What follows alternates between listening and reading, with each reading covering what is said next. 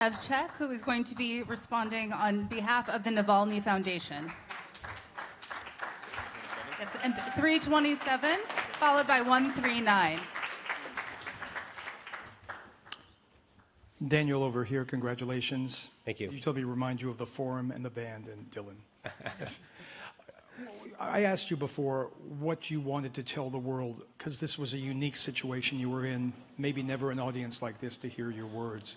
What do you hope the world heard from you and from the wife of Alexei Navalny? I want the world to remember that right now Alexei Navalny is languishing in prison. He is the only prisoner who's removed from the general prison population in the Russian penal system. He is in perpetual solitary confinement, and the reason he is in such abhorrent conditions is because he is the #1 oppositionist to this war in Russia. He is the one guy who opposes Putin's brutal war in Ukraine, and that's why he is in solitary confinement. I want to make sure the world doesn't forget about our guy. I want to make sure that Navalny gets out of prison one day, survives this ordeal. His wife and children want him back. Navalny should be freed. That's what I want the world to remember tonight. Number 139. Hi, good evening. My name is Stanislava from Nova TV, Bulgaria. I just want to say that we're extremely proud of Christo. I met him yesterday, and I told him that myself, but I'm very happy for all of you guys. My question is to Daniel and Maria. How important was Christo's investigation to get all the way up here to the stage of the Oscars? Well, from my perspective, it was just pivotal. I remember the moment when Christo walked in and he said, "I think I have a lead into who tried to poison Navalny." And it was as remarkable then as it sounds now. And it was really his investigative pedigree that put us on the path to making this film. And of course, he worked in concert with Maria, so I'll let her speak to yes, that I was very impressed with both of you working together. Thank you. I'll be very short. When Navalny was still in coma after the poisoning, I was sitting there and just thinking, I will probably dedicate my entire life to trying to figure out who poisoned him. It will take me years, maybe decades, but I will find the truth. Thanks to Christo, it took us 2 weeks. Thank you. All right, and next up we have number 184. Hi, Eli Glasper from CBC News. Congratulations, Daniel. Eli from CBC, what's up? Hey, Daniel. Great evening for you. I want you to take us back to that amazing moment where you get the poisoner on the phone and the camera is rolling. And correct me if I'm wrong, you don't understand Russian, right? Not a word, no. So take me into your head as you know something is occurring and it seems significant, but you don't know. And then like 14 minutes of what? Well, first and foremost, we were shooting for a long time that morning. It was early. I was exhausted. I would have been very pleased if we could have just wrapped up and gone back to bed. I had no expectation, Eli, that anything meaningful would have happened that morning. And then on one particular call, I remember clocking that the conversation was progressing longer than any of the others had. And then there's this moment in the film that I clocked in real time where Maria's jaw unhinges and hits the floor. And although I don't speak a word of Russian, I knew exactly what was happening, and I figured we'd get 5 minutes.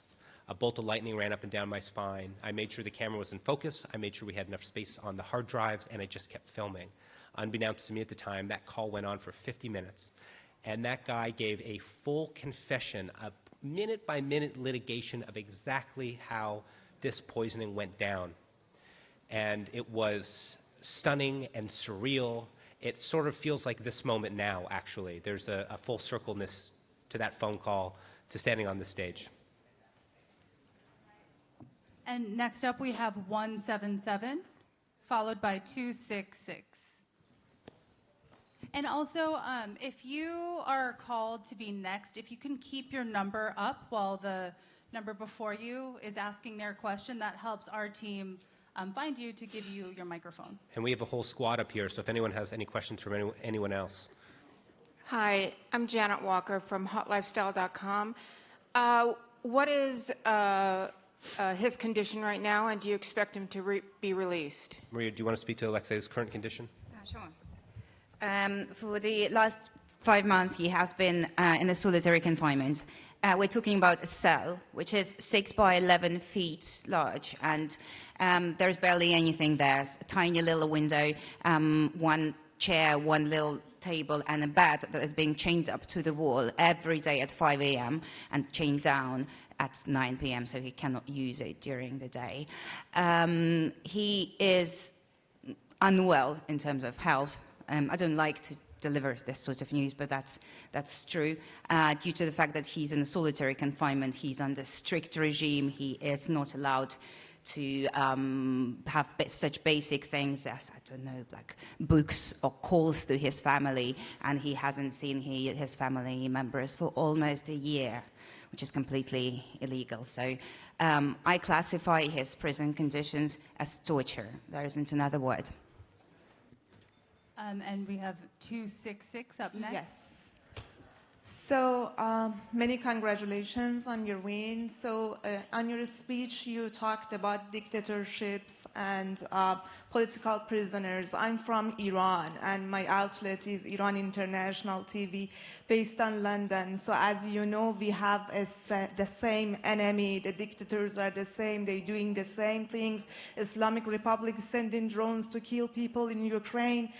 And how is it important to these nations to be united against the same dictators?